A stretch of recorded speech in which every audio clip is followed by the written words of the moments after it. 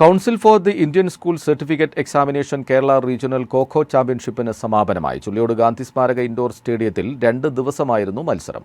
സമാപന ചടങ്ങിൽ മുൻ DGP ഋഷിരാജ് സിംഗ് IPS വിശിഷ്ടാതിഥിയായി.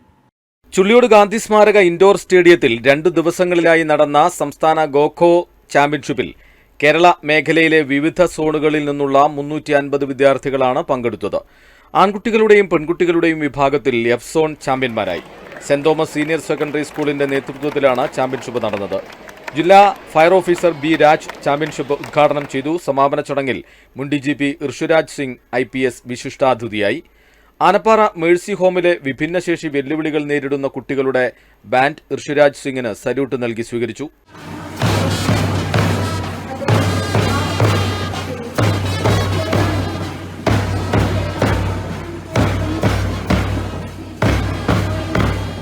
സ്പോർട്സിൽ കുട്ടികൾ പങ്കെടുക്കേണ്ടതിന്റെ പ്രാധാന്യവും മയക്കുമരുന്നുകളുടെ ഉപയോഗത്തെക്കുറിച്ചും അതിന്റെ വിനാശകരമായ പ്രത്യാഘാതങ്ങളെക്കുറിച്ചും ഋഷിരാജ് സിംഗ് സംസാരിച്ചു.